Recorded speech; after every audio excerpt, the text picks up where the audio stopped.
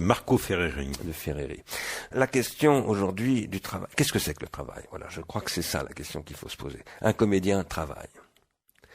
Un médecin travaille. Un curé travaille. Évidemment, si on n'est pas croyant et tout ça, on va dire, mais non, il travaille pas. Mais lui, il travaille. Il travaille à quoi? À produire ces gens-là, à soigner, à prendre soin d'eux-mêmes et des autres. Voilà, selon les modalités qui sont celles qui les caractérisent en tant que comédien, en tant que développeur de logiciels, en tant que je ne sais pas quoi. Et cette valeur qui est produite par le travail, elle doit être rapportée à ce que nous appelons Ars Industries la négantropie. Alors, ici, gros mot, je n'attends pas que vous me le disiez, très très gros mot même, parce que non seulement c'est un gros mot au sens où le commun des mortels n'est pas forcément très bien informé de ce que signifie négantropie, mais en plus au sens où c'est un sujet de polémique dans le monde scientifique. Il n'y a pas de consensus aujourd'hui dans le monde scientifique sur ce que veut dire négantropie et sur même la validité du concept.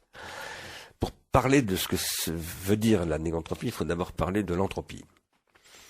L'entropie est une réalité dynamique du cosmos en tant que processus qui a été mise en évidence d'abord, non pas à partir du cosmos, mais à partir de la machine à vapeur, par un physicien et ingénieur qui s'appelait Sadi Carnot, et qui s'est penché en 1824 sur les raisons pour lesquelles il y avait de la déperdition d'énergie sur les machines à vapeur et sur les moyens de limiter cette déperdition d'énergie.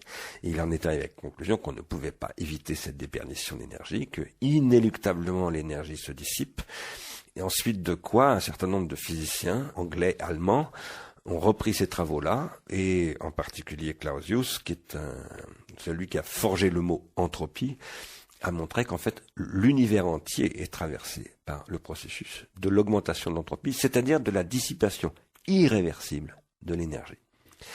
Jusque-là, il y a consensus? Là, il y a consensus, et encore un peu au-delà, il va y avoir consensus. En 1924, Hubble montre de manière évidente, avec des observations incontestables, que l'univers est en expansion et que c'est donc un processus, et que ce processus, évidemment, procède d'une dissipation d'énergie, puisqu'on est dans les prémices de l'affirmation du Big Bang, et donc on va découvrir que l'expansion de l'univers est un processus de dissipation énergétique.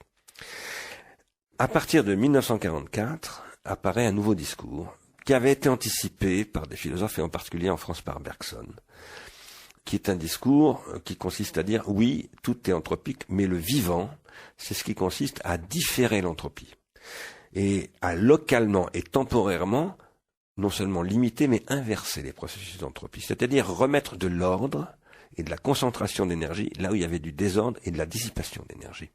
Et c'est ce qui produit les organismes, ce que Lamarck avait appelé les organismes, c'est-à-dire que la vie est une organisation qui est tout entière faite pour retarder l'entropie.